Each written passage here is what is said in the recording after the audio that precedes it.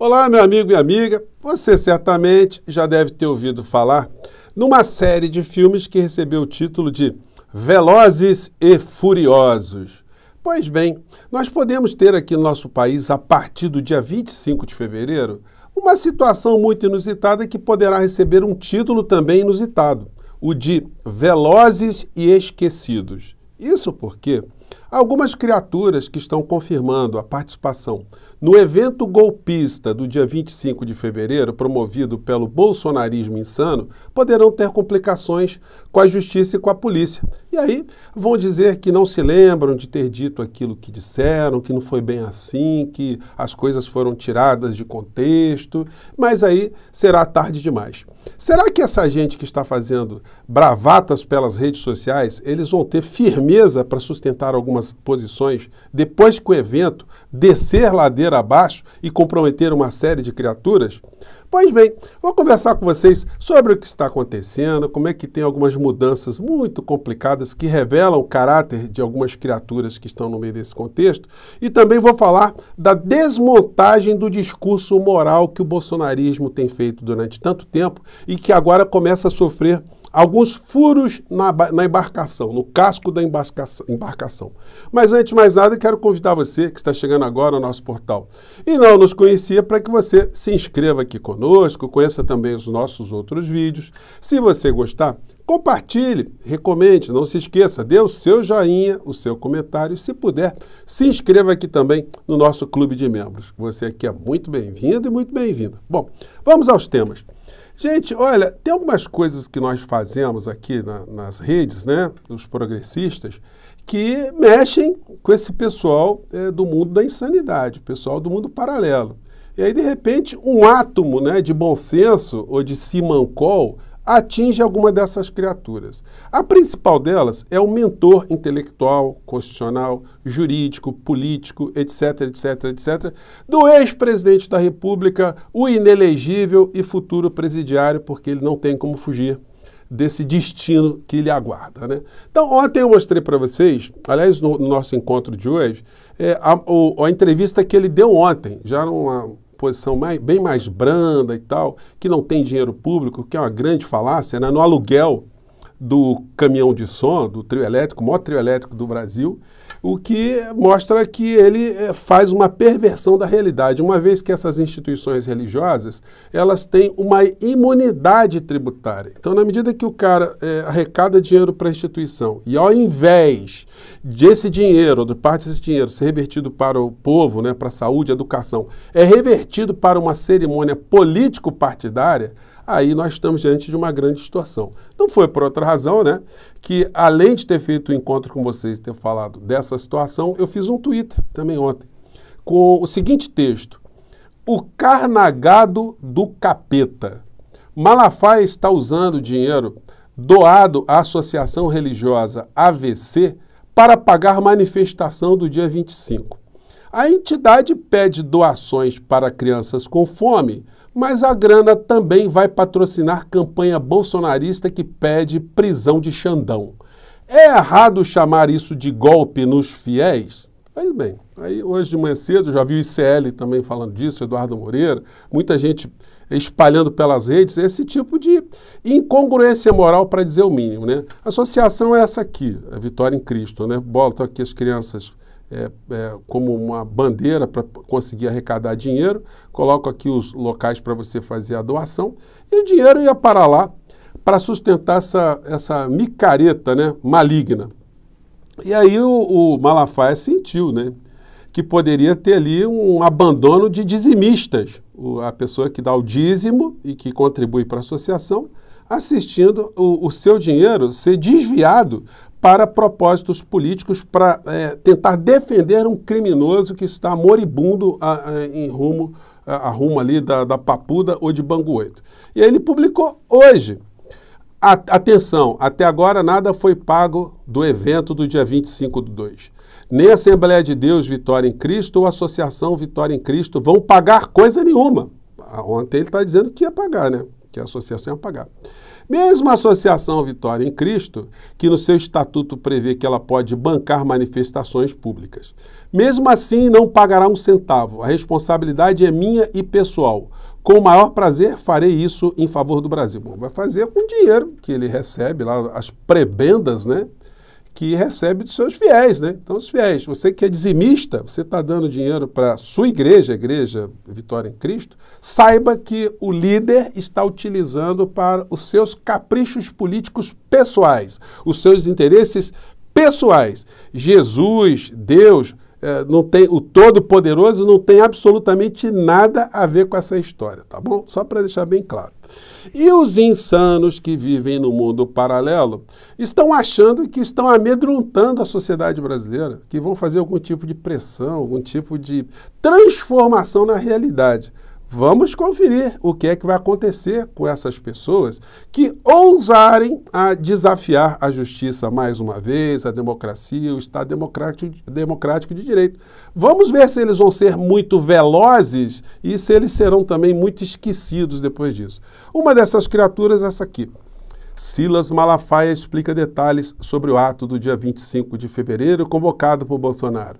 E aí tem situações muito curiosas, né? O cidadão aqui, ele está sempre nesse surto psicótico, né? Dizendo coisas como essa aqui. Estão confirmando as presenças entre artistas de direita, cantores de música sertaneja.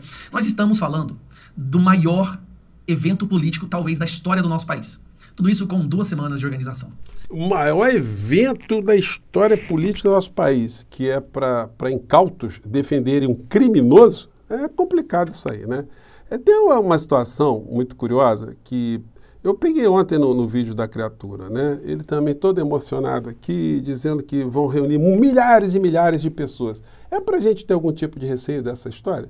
Você tem receio de micareta? Você tem receio do bloco do Pablo Vittar, da Anitta, da Ludmilla? Isso aí ameaça a sua existência, a realidade democrática do nosso país? Não, e tem muito mais gente, né? Então, um bando de pessoas que vão se comportar ali apenas como ouvintes, né? Porque não poderão dizer palavras de ordem golpistas, porque isso poderá acarretar a prisão de muitas criaturas, inclusive em flagrante. Então, transformará numa cerimônia em algo para a gente ter algum tipo de receio. E aí a criatura complementa, né? Vamos lá. Nós estamos esperando aí, pelo menos, no mínimo, 5 quarteirões lotados. Aquele ambiente gostoso que a gente adora participar, de pessoas de bem. Um recado importante a ser dado? Deputado, o senhor está com algum problema de saúde? O senhor deu uma cafungada aí, né? Se cuide, deputado. Isso aí pode ser sequela de algum período aí emocionante da sua vida, né? O senhor teve alguns probleminhas aí, mas agora o senhor se coloca como o bastião da moralidade do bolsonarismo, né? E aí não adianta fazer bravata, porque quando o seu presidente estava no poder, o presidente do país, né, mas o seu presidente ideológico, o que aconteceu foi que ele fez bravatas, ele estava muito mais empoderado, mas no dia seguinte o que ele fez? Se acovardou profundamente e pediu desculpas ao ministro Alexandre de Moraes, foi lá buscar o Michel Temer, mandou uma aeronave buscar o Michel Temer para redigir ali um pedido de desculpas ao Alexandre de Moraes, para ligar para o ministro Alexandre de Moraes, que foi o Michel Temer que indicou o ministro Alexandre de Moraes para ser ministro da Suprema Corte, né? Então a covardia bateu firme ali no Bolsonaro, né? A notícia é: Bolsonaro arrega, recorre a Temer e pede desculpas a Moraes e diz que nunca quis agredir STF. Então, gente, essa é a tônica daquilo que nós veremos no dia 25, né? Nós vamos acompanhar, né? Mas, assim, acompanhar como um encontro de pessoas que estão indo para aguardar um extraterrestre chegar no Brasil. O extraterrestre não chegará. O Bolsonaro está muito preocupado, está muito abatido. Ele publicou um vídeo agora mesmo, pedindo para as pessoas não se dispersarem, para todo mundo que estiver pensando em fazer alguma coisa Brasil afora, se reunir e ir para a Avenida Paulista. Ele quer dar uma demonstração ali que ele não está sozinho, mas ele está muito cabisbaixo, né? Ele está meio abatidão, né? Foi para Brasília, se encontrou agora com a dona Michele, deve ter ido pedir para ela lá também para ela aparecer nesse evento, que ia ficar muito mal se ela não aparecesse, mas aí situações que dizem respeito à moral familiar estão já vazando para outros colegas nos veículos de comunicação que começam a ajudar a desmontar esse discurso hipócrita desses criminosos, né? A convocação muito curtinha que eles estão fazendo é essa aqui. Vamos acompanhar. Da nossa liberdade, dos nossos filhos, das gerações futuras. Precisa saber o que está acontecendo no Brasil. Desde a vitória da direita em 2018, a esquerda, Lula e mídia não param de perseguir Jair. Engraçado o seguinte, né? Eles têm acesso à rede social e dizem assim, o povo precisa saber o que está acontecendo. Ué, vocês não conseguem falar, não? Tem que ir para a avenida? Tudo o que eles querem é que você fique em casa e aceite silenciosamente o seu país se transformar numa ditadura. Vai acontecer um grande... Opa, olha ela aí, toda feliz, serelepe, né? Bom... em favor da democracia, do lado cívico e de civilidade. Essa manifestação vai além de Bolsonaro, pela nossa liberdade, pelo Olha ele aí, ó, seu Magno Malte, o senhor tem história, hein, seu Magno? Estado democrático de direitos das futuras gerações. Que é vencer. Às 15 horas da tarde, na Avenida Paulista. Convide seus amigos, familiares. Convide amigos, familiares.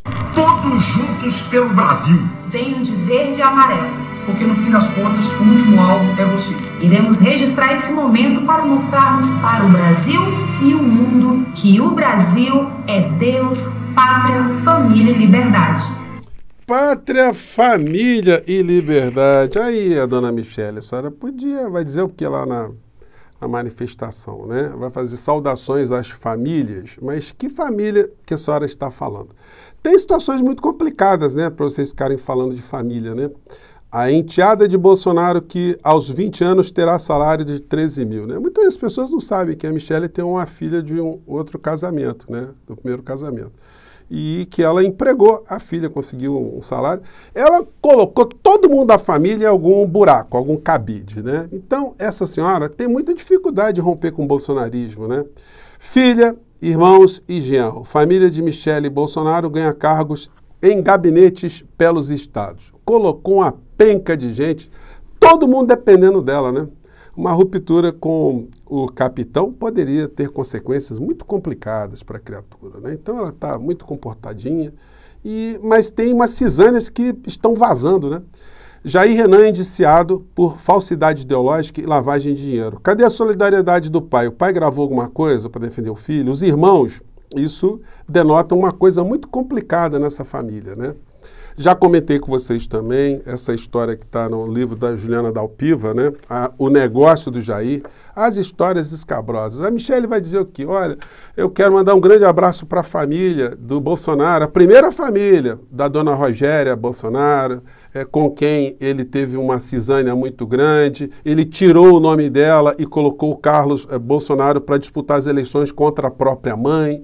Depois ele teve um relacionamento, enquanto ele estava casado com a primeira mulher, né, com a segunda mulher, a senhora Ana Cristina Vale, que era casada, ambos praticaram adultério, ambos tiveram ali o filho Jair Renan, que Bolsonaro não reconheceu, demorou 9 anos para reconhecer o menino ficou com o nome de pai desconhecido durante esse período todo. Essa família que não se encontra, que não se dá, os 3 irmãos do primeiro casamento não se dão com o irmão do segundo e que provavelmente não se dão com os irmãos do terceiro casamento.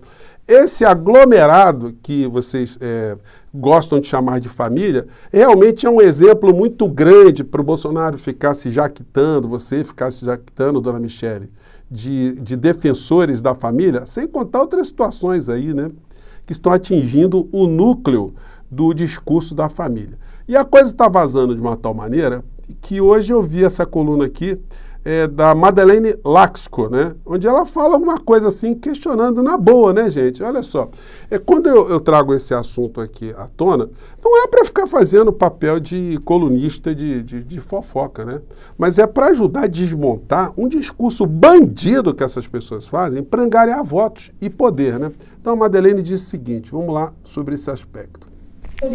Não sei quem aqui da audiência, se vocês, Thales, Josias, Fabiola, já viram entrevistas do Jair Renan.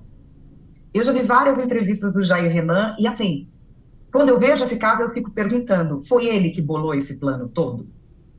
Foi ele, sozinho, que bolou esse plano todo? Do estelionato lá, né, da fraude. Ele pode fazer uma salada de fruta sozinho, sem instrução, tá? Então, é isso que a gente fica pensando, nessas famílias que viram uma espécie de empreendimento, que uma hora é um filho que está à frente de uma coisa, uma hora é um filho que está à frente de outra. A gente tem isso para o bem e para o mal, né?